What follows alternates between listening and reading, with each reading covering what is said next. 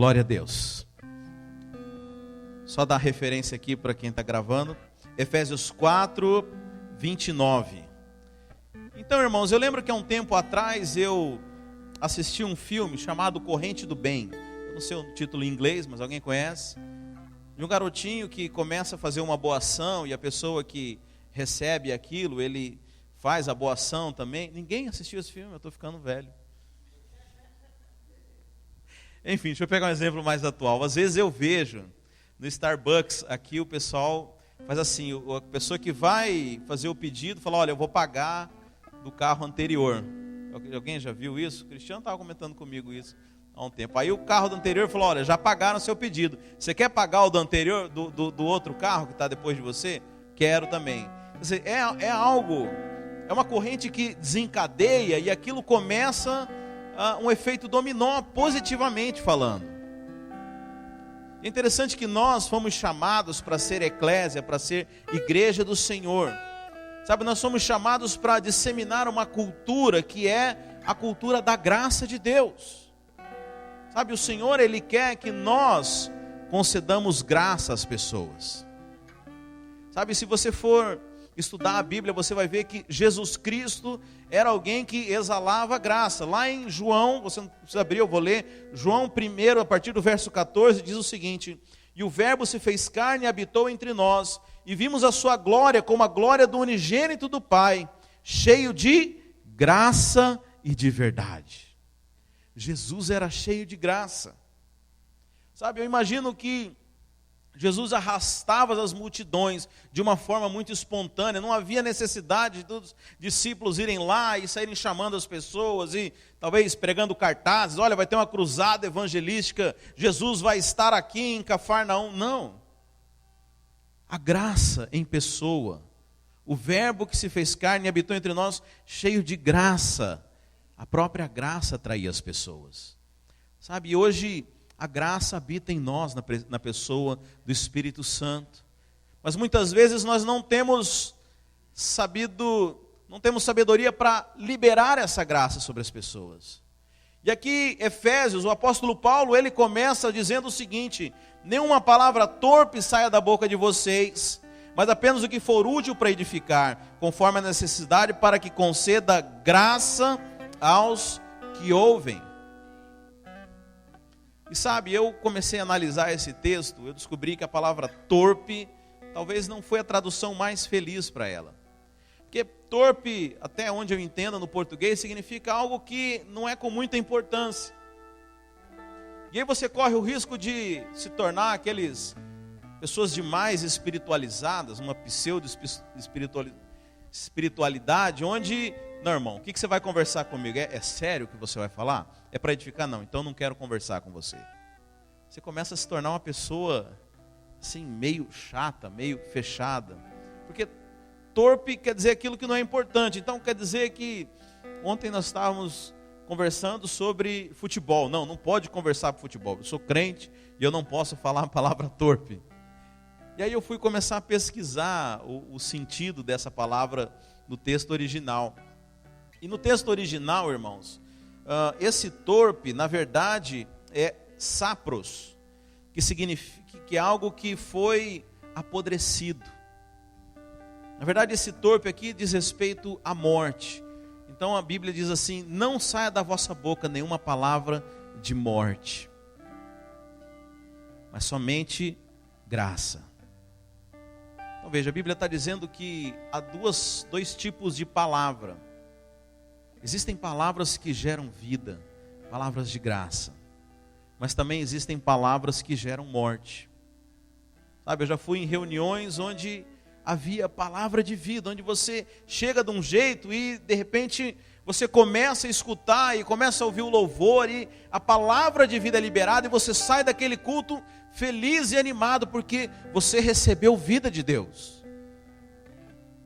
Mas também às vezes a gente está num ambiente, num grupo, e alguém libera uma palavra de morte, e você vê que aquele ambiente muda, porque alguém deixou ser usado pelo inimigo para poder liberar uma palavra de morte. Então a Bíblia, quando fala de palavras torpes, não saia da vossa boca nenhuma palavra torpe, está dizendo não saia nenhuma palavra de morte. Palavras de morte são palavras que matam as pessoas, matam a felicidade, matam a espiritualidade. Palavras são como críticas. Você sabe, existem dois tipos de crítica. Críticas que realmente têm o objetivo de construir, mas existem críticas que são simplesmente para destruir as pessoas. Irmão, tenho que te falar uma coisa, porque você sabe, eu sou muito sincero, né? As pessoas vêm com com esse pretexto e vai lá e fala aquilo para o irmão. Mas será que edificou o irmão? O irmão ficou triste, algo que não foi legal. Murmurações são palavras de morte. Uns tempo atrás eu queria fazer 21 dias, a gente faz 21 dias de jejum, né? 21 dias sem murmuração, sem reclamação, só para ver no que ia dar. Porque a gente às vezes reclama de tantas coisas, mas são palavras torpes.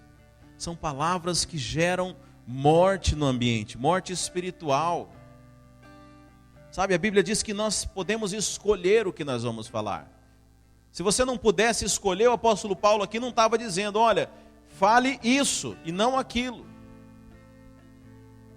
Mas pastor, onde é que você quer chegar? Sabe, irmãos, nós temos falado tanto sobre a graça de Deus. Temos recebido tanta revelação disso. Mas é preciso que as palavras de graça estejam na nossa boca também. Que nós sejamos um povo que transmita graça para as pessoas. Sabe, eu estava conversando na reunião dos líderes. Eu dei 2 exemplos. Eu falei, vamos pensar aqui 2 tipos de líderes. Onde um líder, você encontra com ele, e aí como é que você está? Ah, rapaz, tá complicado, vou lá, a igreja exige muito, tem reunião e horário, tem que fazer a célula e dar um trabalho, porque eu tenho que preparar isso aqui e fazer isso aqui, tal. Aí existe um outro tipo de líder. E aí, meu irmão? Nossa, é uma alegria, olha, é um prazer estar lá, eu amo estar com os irmãos e estar nas reuniões, é muito gostoso a gente passar tempo junto. Quem você acha que vai ser bem sucedido? Sabe, se esse líder aqui que reclama convidasse alguém para fazer parte dessa igreja, você acha que alguém iria nessa igreja aqui? Sabe, muitas vezes nós não estamos percebendo, mas às vezes nós estamos espantando as pessoas com palavras de morte, não de graça. Sabe, nós temos que aprender a transmitir graça às pessoas. Mas pastor, como que isso é na prática? Você sabe, a Bíblia diz que o ministério da morte é o ministério da lei. O ministério da morte é o ministério da lei. E muitas vezes, com uma pseudo-espiritualidade, com um zelo, na verdade um zelo carnal pelas coisas de Deus, nós temos usado a nossa boca para liberar a morte, falando a lei. Às vezes nosso padrão de pensamento é um padrão da graça, mas a nossa boca ainda não entendeu a graça. A nossa boca vive na lei. Sabe, eu falo isso porque umas semanas atrás eu estava com um grupo de irmãos e a gente estava, inclusive, comentando uma situação que aconteceu com um casal, não é dessa igreja aqui, mas em que a pessoa estava cometendo um pecado escandaloso. E eu comecei a observar a reação das pessoas com ela, daquele grupo que estava conversando sobre isso, né? E quanta condenação, irmãos. Quanta condenação. Sabe, uma pessoa falou assim: ah, essa pessoa perdeu o temor de Deus. Essa pessoa não tem medo das consequências, está fazendo as coisas errado. Só apenas condenação, só aquilo que é da lei. Mas às vezes nós precisamos falar graça. Sabe, a Bíblia fala que graça é um favor imerecido. Às vezes a gente tem vontade de chegar para as pessoas: eu preciso falar umas boas verdades para essa pessoa. Mas é interessante que as nossas verdades são apenas verdades da lei. São condenações. Você já ouviu alguém que falou assim: eu vou falar umas verdades para aquela pessoa, e aquela pessoa saiu melhor ou saiu pior? É porque foram palavras de morte. Mas a Bíblia fala que a graça e a verdade são Jesus Cristo. A verdade é a graça, irmãos. Sabe quando você fala assim, eu vou falar umas verdades para aquela pessoa, sabe que verdade você tem que contar para ela? Você é uma nova criatura. Jesus Cristo pagou pelo seu pecado. Você foi lavado e remido pelo sangue de Jesus. Se Deus não te condena, quem sou eu para te condenar? Sabe, esses são aqueles que transmitem graça. Sabe qual que é o problema, irmãos? Que a igreja do Senhor não tem transmitido graça, tem transmitido morte, tem falado palavras que são torpes, palavras que têm, na verdade, trazido condenação para as pessoas, mas nós fomos chamados para falar palavras de graça, nós fomos chamados para trazer as boas notícias ao mundo, trazer vida.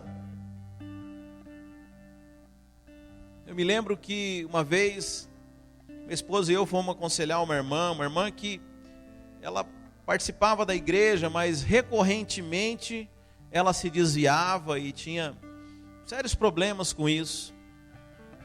E aí ela queria conversar, era uma das vezes que ela havia ido se desviado e estava voltando para a igreja. E aí ela queria conversar conosco. E eu fiquei imaginando que no seu padrão de pensamento essa irmã pensou assim, agora o pastor vai deixar de banco um tempo, vai me dar um castigo, porque você sabe, a gente muda de denominação, mas não muda de pensamento, né? O católico vai lá, o padre fala, reza 10 Ave Maria, faz tantas coisas que você está bem. O pastor fala, não, fica tantos dias de banco, tantas semanas sem tomar ceia e tal. A gente muda de denominação, mas não muda de pensamento. E Deus me tocou a falar com essa irmã. Falei, olha, irmã, sabe, eu não fui falar nenhuma condenação, eu fui falar a verdade do evangelho para ela. Eu fui falar a verdade da graça. Eu quero te dizer uma coisa, não importa onde você esteja, não importa o que você faça, você é filha amada do Senhor. Sabe, nunca se sinta acusado, mesmo quando você estiver no erro, nunca saiba que você é amada de Deus. Deus jamais vai te rejeitar. Sabe, eu percebi uma transformação de vida quando essa irmã entendeu essa verdade. Sabe, às vezes nós somos prontos para liberar palavras de acusação, palavras de lei. Eu vejo irmãos que são tão prontos para acusar, tão prontos para apontar o dedo para as pessoas, para criticar. Mas a Bíblia fala que nós devemos falar com graça. Graça é favor imerecido.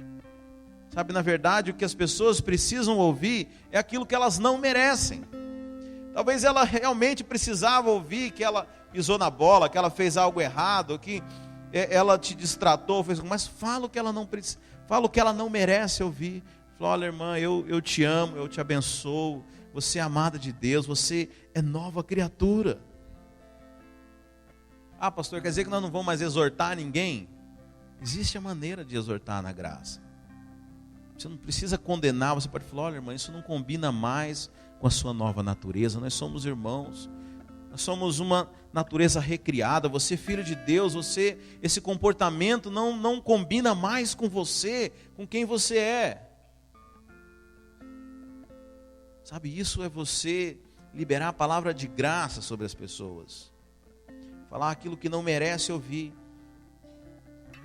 Ah, pastor, mas então, se a pessoa pecar, você vai deixar? Sabe que tem crentes que parecem muito zelosos, né? Pastor, esse negócio da graça aí, quer dizer que as pessoas podem pecar? Não, irmãos. Primeiro que você não precisa acusar ninguém, quem peca sabe que está pecado. Sabe que peca e fica muito acusado. Mas a Bíblia fala justamente outra coisa, e lá em Romanos 6,14 diz assim, pois o pecado não terá domínio sobre vós, porquanto não estás debaixo da lei, mas debaixo da graça. Sabe, a graça de Deus que liberta do pecado é saber que você é amado, é saber que você é aceito, que independente de quem você é, daquilo que você fez, se você aceitou a Cristo, se você fez dele o seu Senhor, nada vai te separar do amor de Deus. Essa é a verdade que liberta, irmãos. Mas agora eu quero continuar no texto, porque há algo muito interessante aqui, que muitas vezes é mal interpretado. Nós lemos no 29, nenhuma palavra torpe saia da boca de vocês, mas apenas o que for útil para edificar os outros, conforme a necessidade, para que conceda graça aos que ouvem. Agora, não entristeçam o Espírito Santo de Deus, com o qual vocês foram selados para o dia da redenção. Você sabe, eu já vi muitas pessoas falando sobre entristecer o Espírito Santo.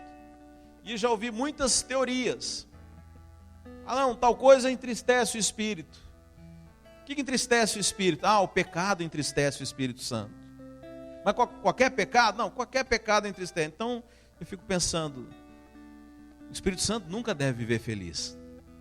Porque qual dia você chegou assim no final do dia e falou, não, hoje zerei, hein? Hoje não cometi pecado nenhum. Não é isso que a Bíblia fala. Sabe o que entristece o Espírito Santo? Vamos ler o contexto? O que o apóstolo Paulo começou falando? Não saia nenhuma palavra torpe, mas fale apenas, conceda graça ao que ouvem, e não entristeçam o Espírito Santo de Deus, com o qual vocês foram selados. Sabe o que entristece o Espírito Santo de Deus? É quando você fala a palavra de morte para o seu irmão. Mas você sabe por que isso? Vai testificar, irmãos. A Bíblia fala em João 16 que o Espírito Santo convenceria o mundo do pecado, da justiça e do juízo. Esse também é um versículo tremendamente mal interpretado. Ah, pastor, o Espírito Santo está me convencendo do pecado. Sua filha, você acha que o Espírito Santo vai ter esse trabalho?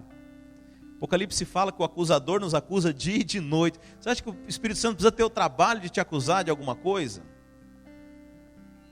Ah, mas a Bíblia diz que o Espírito Santo veio convencer do pecado. Não, vamos ler melhor isso aqui, irmãos. João 16, 8 diz assim: quando ele vier, convencerá o mundo do pecado. Você sabe o que é o mundo? Fala das pessoas que não são crentes. E o Espírito Santo não convencerá o mundo dos pecados. Não é dos pecados que as pessoas cometem. É do pecado. Da sua condição de pecadora. Sabe, nós não precisamos mais ser convencidos disso. Porque nós aceitamos a Cristo justamente porque um dia, quando nós estávamos no mundo, o Espírito Santo nos convenceu do pecado. Nós já entendemos isso. Agora, continuando aqui, o mundo do pecado e da justiça e do juízo. Olha a continuação agora no verso seguinte. Do pecado, porque não creem em mim. Então veja, o Espírito Santo convence quem do pecado, irmãos? Aqueles que não creem. Você crê em Jesus? Então o Espírito Santo não está te convencendo do pecado. Mas sabe o que é precioso? Sabe do que ele está te convencendo? Da justiça. Porque eu vou para o meu Pai e não me vereis mais. Isso é para crentes. O Espírito Santo está aqui para te convencer da justiça. Está aqui para convencer que você foi justificado. Isso sim, precisa o Espírito Santo te lembrar todos os dias. Por quê? Porque aquele que tenta te convencer do pecado, que é o acusador, o tempo inteiro ele está falando, você não merece. Olha lá, você está indo fazer o que na igreja? Quem que é você para estar querendo alguma coisa? Por isso a Bíblia fala que o Espírito Santo está nos convencendo da justiça. Você é justo pelo sangue de Jesus Cristo. O Espírito Santo está o tempo inteiro te dizendo essa verdade. Então veja, por que o Espírito Santo se entristece? Voltando agora em Efésios 4.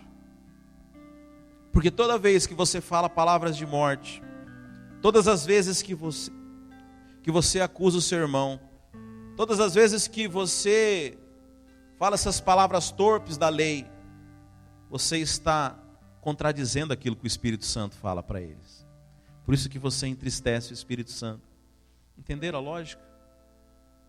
Será? O Espírito Santo nos convence que nós somos justos. Mas você, quando acusa o seu irmão, você está dizendo o contrário. Você, quando fala palavras torpes, você está dizendo o contrário para Ele. Por isso que você entristece o Espírito Santo. Só para você ter mais uma confirmação disso. Essa palavra entristecer, que é usada aqui para o Espírito, é lupeu. E essa palavra lupeu no grego, ela só é usada uma vez para Jesus Cristo. Jesus Cristo apenas uma vez a Bíblia menciona que Ele lupeu. Que é essa mesma palavra aqui de entristecer o Espírito. E foi lá em Marcos 3. A Bíblia fala que em Marcos 3, Jesus estava pregando na sinagoga, quando trouxeram para ele um rapaz que tinha as mãos ressequidas, atrofiadas.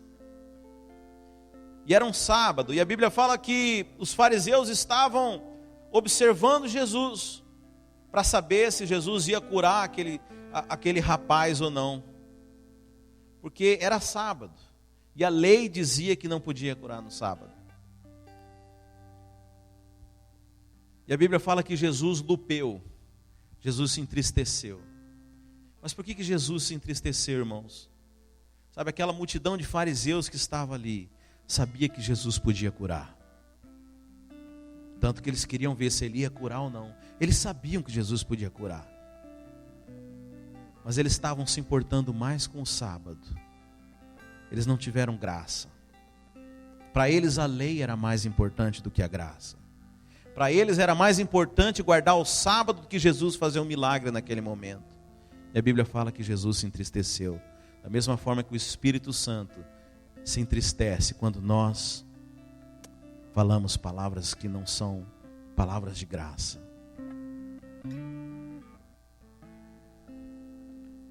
Portanto, irmãos, nessa manhã eu quero desafiar você a mudar a sua postura. Sabe, nós temos vivido na graça. Mas você experimentar algo é apenas o começo. Nós precisamos liberar graça para as pessoas. Sabe, que da nossa boca não venha sair palavras de morte. Nós somos chamados para criar vida. O nosso Deus, assim como nós somos filhos e imitadores dele. Aliás, Efésios 5 fala: sedes imitadores de Deus. É o Deus que cria vida com as suas palavras. Na verdade, Jesus, quando só houve uma vez que Jesus fala algo que gera morte, quando ele amaldiçoa a figueira. E ali fala, aquela figueira representa um estilo de vida baseado no esforço próprio. É a única coisa que Deus amaldiçoa, porque nós vivemos no descanso do Senhor, sabe? E nós devemos usar a nossa boca para liberar graça entre as pessoas. Devemos viver num ambiente de graça. Você foi chamado para abençoar as pessoas. Mas sabe do que mais, irmãos, que é mais precioso? A Bíblia fala que o que contamina o homem não é o que entra pela boca, mas é o que sai. Você vai se encher de graça quando você começar a falar sobre graça. Quando você liberar palavras de graça.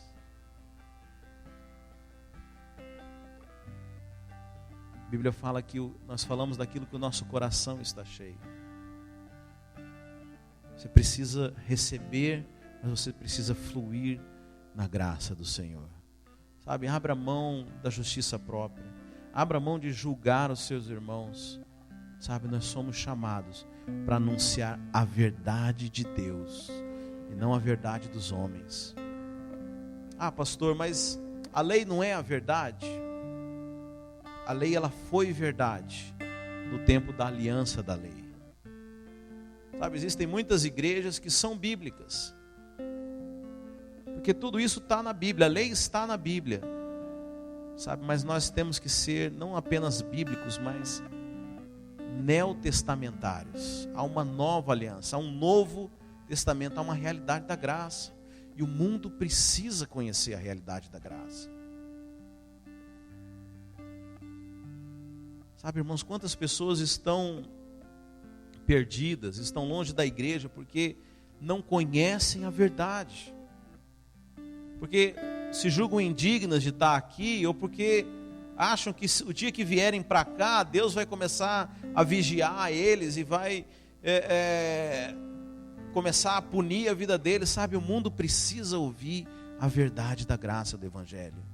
Sabe, Deus escolheu eu e você para sermos os propagadores dessa verdade. Responsabilidade, né, irmãos? Sabe, mas você pode cultivar isso na sua vida. Sabe, o olhar benevolente, sabe, a voz de consolo, sabe, fala do jeito que o Espírito Santo fala. Nós somos cheios do Espírito. Nós precisamos expressar da mesma forma que Ele. Não combina. A Bíblia fala que o Espírito Santo se entristece quando você fala algo diferente dele. O Espírito Santo é um consolador. Nós somos chamados para sermos os consoladores das pessoas. Isaías profetiza, fala que Deus nos chamou para apregoarmos as boas novas, para libertarmos os cativos, para consolar os que choram. Sabe, nós vamos consolar, mostrando para as pessoas essa verdade que o Senhor nos tem dado. Não saia da vossa boca nenhuma palavra torpe, mas transmita graça para as pessoas. Amém, irmãos? Fica de pé, vamos orar ao Senhor.